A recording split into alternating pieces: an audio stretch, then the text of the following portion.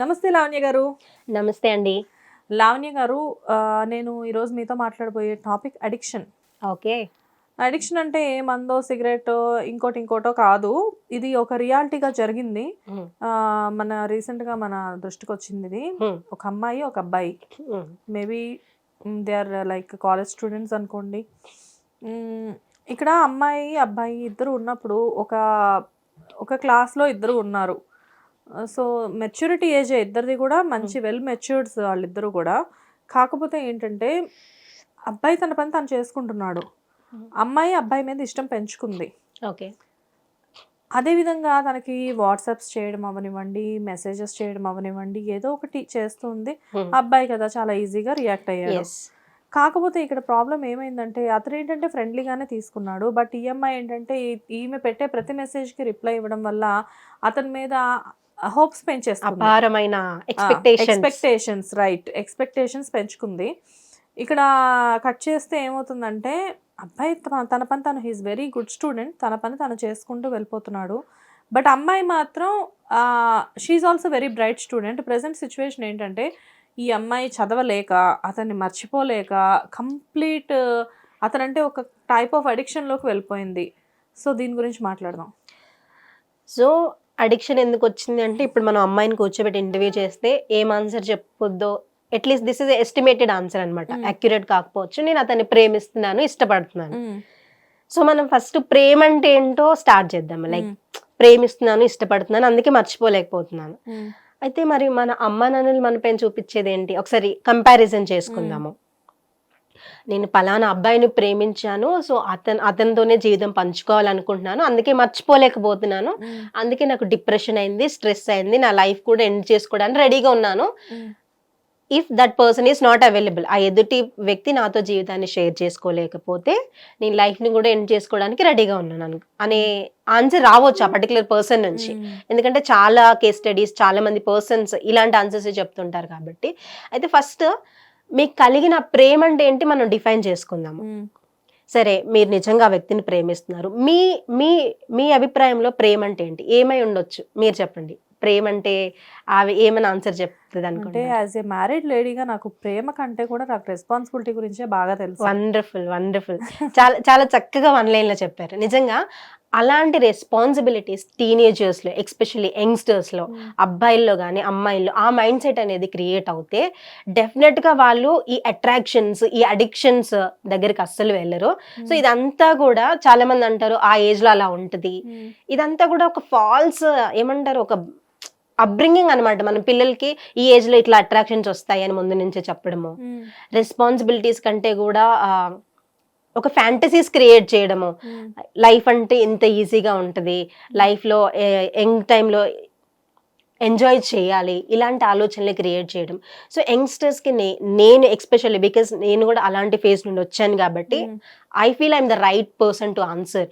ఎందుకంటే చాలా మంది పిల్లలు తల్లిదండ్రులు పడుతున్న కష్టాన్ని మర్చిపోతున్నారు. ఆ కష్టమే మీ దగ్గర ఉంటే అసలు మీ దగ్గర టైం వేస్ట్ చేయడానికి టైం ఎక్కడ ఉంటుంది? టైం వేస్ట్ చేయడానికి టైం ఎక్కడ ఉంటుంది?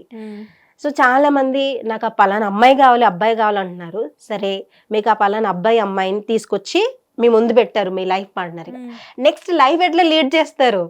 ఒక అమ్మాయి ఒక అబ్బాయి జస్ట్ కలిసి ఒక రూమ్ లో ఉంటే లైఫ్ అవ్వదు. అంతే కదా. మీకు ఫోన్ బిల్ దగ్గర నుంచి, ఎలక్ట్రిసిటీ బిల్ దగ్గర నుంచి, రెంట్ దగ్గర నుంచి ఇవన్నీ అమ్మ నాన్నలకు తెలుసు అవి. కాబట్టి వాళ్ళు మీ లైఫ్ లో సెటిల్ అయ్యాక ఒక డిసిషన్, ఇప్పుడు కూడా పేరెంట్స్ చాలా ఓపెన్ మైండ్ తో ఉన్నారు. లవ్ మ్యారేజెస్ ని కూడా యాక్సెప్ట్ చేస్తున్నారు. మన ట్రెడిషన్స్ కాకపోయినా మా కొడుకు మా కూతురు నచ్చిన వాళ్ళతో ఉండాలని. కానీ పిల్లలు ఏం చేస్తున్నారు, ఒక 19 ఏళ్ళకే పెళ్లిళ్ళు చేసుకోవడము, లేకపోతే లివింగ్ చాలా చాలా అంటే చాలా. మనం జెన్జీ జనరేషన్ అంటున్నాము, సూపర్ ఫాస్ట్ టెక్నాలజీ అంటున్నాము. సూపర్ ఫాస్ట్ టెక్నాలజీ ఇవన్నీ అభివృద్ధిలో ఉండాలి, కానీ మన ట్రెడిషన్స్, మన ఆచారాలు కొన్నిటిని మనం అట్లే అట్టి పెట్టుకోవాలి. అది చాలా మంచిది కూడా మనకి. సో చాలా మంది అమ్మాయిలు ఎక్కువగా మోసపోతున్నారు ఈ ప్రక్రియలో. అబ్బాయిలు త్వరగానే బయటపడే అవకాశాలు ఉన్నాయి, కానీ మన ఈ ఇండియాలో ఎక్కువగా అమ్మాయి అంటే ఒక బలహీనమైన ఘట్టం, ఒక వీక్ కేటగిరీ అని చెప్పుకోవచ్చు. సో అమ్మాయికి ఏదైనా జరిగిన తల్లిదండ్రులు బయటికి రావడానికి ఇష్టపడరు. సో అమ్మాయిలు ఎస్పెషల్లీ స్కూల్ వరకు చాలా బాగానే ఉంటారు, కాలేజ్కి వచ్చాక ఒక రంగుల ప్రపంచం. అక్కడ అడుగు పెట్టగానే డ్రెస్ సెన్స్ మారిపోతుంది, థాట్స్ మారిపోతాయి.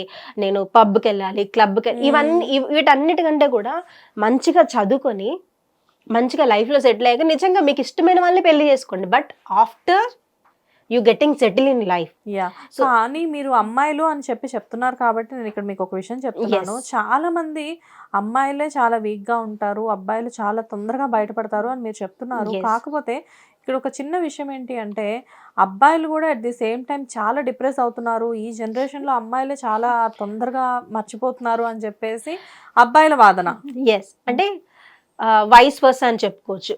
పర్సంటేజ్ మనం అంత అక్యురేట్ గా చెప్పలేము, కానీ పాతకాలం నుంచి కూడా తీసుకుంటే ఎక్కువ వివక్షతకి గురయ్యేది ఎవరు అంటే ఆడవాళ్ళు. సో ఇప్పుడు అమ్మాయిలు సూపర్ ఫాస్ట్ ఉండొచ్చు, మేబీ మర్చిపోవడానికి ట్రై చేయొచ్చు, కానీ నేనేమంటానంటే ప్రాబ్లం క్రియేట్ చేసుకొని ప్రాబ్లంలో పడ్డానరా అని బాధపడడం కంటే అసలు ప్రాబ్లం దగ్గరికి వెళ్ళడం ఎందుకు? ఇప్పుడు మనకి అరచేతుల ప్రపంచం అని యూట్యూబ్ చేతిలో ఉంది. నీకు మంచి ఏంటో చెడేంటో తెలుసు. నీకు యూట్యూబ్లో అసలు లైఫ్ ఎట్లా లీడ్ చేయాలి అనే దాని మీద కూడా నీకు వీడియోస్ ఉన్నాయి చెప్పాలి అంటే. ప్రతి దానికి వీడియోస్ ఉన్నాయి. వంట చేసే దగ్గర నుంచి ఇప్పుడు ఏఐ వచ్చింది, ఆర్టిఫిషియల్ ఇంటెలిజెన్స్. చాలా మంది ఏం అంచనా వేస్తున్నారంటే 2015 కల్లా వంట కూడా రోబోట్స్ చేస్తాయి అనే లాంటి వాదనలు వినిపిస్తున్నాయి. సో ప్రతిది కూడా నీకు ఇన్ఫర్మేషన్ ఉంది. పాతకాలంలో మోసపోవడానికి ఇప్పుడు చాలా మంది తప్పులు ఏంటంటే రీసెర్చ్ చేసి మరి తప్పులు చేస్తున్నారు. ఎలా చంపాలి, ఎలా చావాలి, ఎలా మోసం చేయాలి, ఎలా దొంగతనాలు చేయాలి. మనము రైట్ వేలో యూజ్ చేసుకోవాల్సిన టెక్నాలజీని కూడా ఇంత దారుణంగా చేస్తున్నారు. సో అగైన్ ఇవన్నీ రూట్స్ ఎక్కడికి వస్తున్నాయి అంటే మనము వస్తున్న బ్యాక్గ్రౌండ్స్, ఓకే, మన పెంపకం. అంటే తల్లిదండ్రులు ఇక్కడ మనము డిగ్రేడ్ చేయట్లేదు, కానీ మనకున్న సరౌండింగ్స్. చిన్నప్పటి నుంచి మొక్కై వంగంది మ్రానై వంగున అని ఒక సామెత ఉంటుంది. అంటే చిన్నగా ఉన్నప్పుడే వాళ్ళు మన మాట వినకపోతే పెద్ద అయినాక వాళ్ళ లైఫ్లో ఎట్లా సెటిల్ అవుతారు, ఎట్లా మాట వింటారు. సెటిల్ అంటే చాలా మంది ఏమనుకుంటారు, ఒక పెద్ద జాబ్ రావడమో లేదా లగ్జరియస్ లైఫ్ ఉండడం. ఇది కాదు. మీరు ఫెయిల్ అయినా సక్సెస్ అయినా ఆత్మస్థైర్యంతో మిమ్మల్ని మీరు నిలదొక్కుని మీ విలువల్ని కాపాడుకుంటూ, మనిషికున్న విలువలు ఏంటి?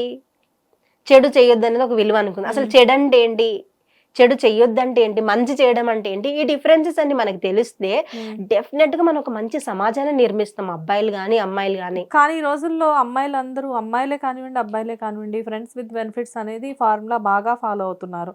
లైక్ అంటే వాళ్ళ ద్వారా మనకి ఏదైనా యూజ్ ఉంది అనుకుంటే టీనేజర్స్ ఎస్పెషల్లీ డెఫినెట్గా వాళ్ళతో ఒక లవ్ ట్రాక్ నడపడం, కొద్ది రోజులు వాళ్ళని యూజ్ చేసుకోవడం, ఆ తర్వాత వాళ్ళని వదిలేసేయడం, ఇలాంటివి చాలా జరుగుతున్నాయి. దాని గురించి ఏమంటారు?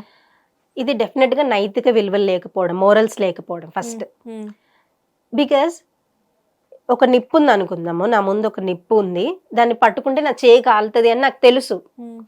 తెలిసి కూడా నేను చేయగాల్చుకుంటే అది నా మూర్ఖత్వం అవుతుంది. ఓకే, సో చాలా మంది ఎస్పెషల్లీ రూరల్ ఏరియాస్ నుంచి వచ్చే అమ్మాయిల గురించి మనం మాట్లాడుకుంటే వాళ్ళకి ఒక కైండ్ ఆఫ్ భయం ఉంటుంది. అమ్మ నాన్నల ఇంటి దగ్గర చాలా కష్టపడి పంపించారు, కానీ వాళ్ళు అట్రాక్ట్ అవుతారు కైండ్ ఆఫ్. అంటే పక్కనున్న ఫ్రెండ్స్ లగ్జరియస్ లైఫ్ లీడ్ చేస్తుంటే వాళ్ళు మీరు ఒకటి కాదు అంటే మీరు సాధించి అలాంటి లైఫ్ స్టైల్ నిజంగా మీరు మెయింటైన్ చేయొచ్చు. కానీ ఇప్పుడు మీరున్న పొజిషన్, చాలా మంది రైతులు కష్టపడి వాళ్ళు తినకుండా పిల్లలు, మీరు కొన్ని చూస్తే చాలా మంది చాలా కష్టపడి అసలు పస్తు నుండి పిల్లలకి హైదరాబాద్ ఇంజనీరింగ్ కాలేజీలో ఫార్మసీలో వేసినప్పుడు ఈ పిల్లలు ఏం చేస్తున్నారంటే ఆ డబ్బుల్ని విలాసాలకు ఖర్చు పెట్టి బ్యాక్లాగ్స్ ఉంచుకొని చివరికి సూసైడ్స్ ఇలా వెళ్తుంది. సో ఫ్రెండ్స్ విత్ బెనిఫిట్స్ అనే మాటని మీరు మెన్షన్ చేశారు. మనము నిజంగా నైతిక విలువలు నేర్పించడం చాలా ఇంపార్టెంట్. ఇప్పుడు ఏమవుతుందంటే నిజంగా మనం ఓపెన్ గా మాట్లాడుకోవాలంటే పెళ్లికి ముందే అన్ని జరిగిపోయే సందర్భాలు చాలా చాలా చాలా చాలా కేస్ స్టడీస్ చెప్తున్నాయి. ఇది మీరనేదో నేననేదో మాట కాదు. వాటిని ఆపాలి అంటే మనము ఫారెన్లో లేము, ఫారెన్ కల్చర్ మంది కాదు. మనం ఎంత అభివృద్ధి చెందినా వీఆర్ ఇండియన్స్. మనకి కొన్ని పద్ధతులు ఉన్నాయి, మనకి కొన్ని సాంప్రదాయాలు ఉన్నాయి. మీరు ఎంత పాష్గా ఉన్నా, మీరు ఎంత అచీవ్ చేసినా ఆ సాంప్రదాయాలకి డెఫినెట్గా కట్టుబడి ఉండాలి. మీరు టెక్నాలజీ అంటున్నారు, అభివృద్ధి అంటున్నారు, అది మీరు ఎక్కడ చూపించాలి అంటే మీరు గొప్ప గొప్ప ఇన్నోవేషన్స్ సాధించి వాటిలో చూపించాలి. పొట్టి బట్టలు వేసుకుంటే అభివృద్ధి అస్సలు కాదు, ఫ్యాషన్గా ఉంటే అభివృద్ధి అస్సలు కాదు. అయితే మమ్మల్ని మేము ప్రేమించుకోవద్దా, మా ఇష్టం వచ్చినట్టు మేము ఉండొద్దని చాలా మంది అంటారు. మీరు బట్టలు సరిగ్గా వేసుకుంటే ఇష్టం వచ్చినట్టు ఉండడం అస్సలు కాదండి. చాలా మంది ఈ వాదన వినిపిస్తూ ఉంటుంది, ట్రెడిషనల్ గా ఉన్న వాళ్ళు మంచి వాళ్ళ, పొట్టి బట్టలు వేసుకున్న వాళ్ళు చెడ్డ వాళ్ళ అని ఇలా వాదన వినిపిస్తే నేనేమంటానంటే, మీరు రోడ్ మీద లేదా ఒక కాలనీలో ఒక మటన్ కవర్ పట్టుకొని వెళ్తున్నారు, మటన్ చికెన్, మీ వెనక కుక్కలు కొన్ని గ్రూప్ ఆఫ్ కుక్కలు వస్తున్నాయి అనుకుందాము. డెఫినెట్గా దేర్ ఆర్ 90% ఛాన్స్ ఆ కుక్కలో మీ చేతిలో ఉన్న మటన్ని ఈజీగా గ్రాప్ చేయగలుగుతాయి, ఆ కవర్ని లాక్కోవాలనో. ఓకే, సో అక్కడ ఉన్న అట్మాస్ఫియర్ ఏంటి, అక్కడ చాలా కుక్కలు ఉన్నాయి కాబట్టి ఆ మటన్ డెఫినెట్ గా తీసుకోవాలి. ఒకవేళ అవి నిజంగా పిచ్చి కుక్కలు అయితే నిజంగా మీద పడి తీసి. సో నేను ఎందుకు ఈ సింపుల్ ఎగ్జాంపుల్ చెప్తున్నానంటే, మనం ఉండే వాతావరణం ఏంటి. మీరు ఇంట్లో ఉన్నప్పుడు నైట్ వేర్ వేసుకుంటారు, అదే వేసుకొని ఇక్కడికి వచ్చి ఇంటర్వ్యూ చేయలేరు, అంతే కదా. సో మీ బౌండరీస్ మీరు సెట్ చేసుకోండి, మీ స్పేస్ లో మీరు మీకు ఇష్టం వచ్చిన బట్టలు వేసుకోండి. బట్ మనం ఉంటున్న సమాజం ఏంటి, చాలా మంది యాక్సిడెంట్స్ అయినప్పుడు ఈ మాట యూజ్ చేస్తారు, నేను బాగానే వెళ్ళాను వాడు వచ్చి నా వెహికల్ ని డాష్ ఇచ్చాడని. సో ఇది ప్రతి విషయంలో ఇలానే జరుగుతుంది. మీరు బాగున్నా ఎదుటి వ్యక్తులు మీకు ఎలా రెస్పాండ్ అవుతున్నారు. కొంతమంది చాలా కొన్ని కేస్ స్టడీస్ లో ఏమొస్తుంది అంటే, వాళ్ళు వేసుకునే బట్టల వల్ల మేము అట్రాక్ట్ అయ్యాము. చాలా చెప్పాలంటే కొంతమంది వాళ్ళ బాడీ పార్ట్స్ కూడా ఎక్స్ప్లెయిన్ చేసి I want to touch them, అందుకే నేను ఈ పలానా అటెంప్ట్ చేశాను అని కొంతమంది క్రిమినల్ వాళ్ళ వ్యూస్ లో చెప్పడం జరుగుతూ ఉంటుంది. సో కాబట్టి మన ట్రెడిషన్స్ ని మనం ఎప్పటికీ మర్చిపోవద్దు, అది మన ఆరిజిన్, హ్యుమానిటీ ఆరిజిన్ అది. ఓకే, వాటిని మనం ఎప్పుడైతే బ్రతకనిస్తామో, ఎప్పుడైతే నైతిక విలువల్ని మనం పెంపొందిస్తామో క్రైమ్స్ తగ్గుతాయి, డిప్రెషన్ తగ్గుతుంది, ఒక హ్యాపీ ఫ్యామిలీని, హ్యాపీ సొసైటీని డెఫినెట్ గా క్రియేట్ చేయగలుగుతాము. Nice ma'am, thank you.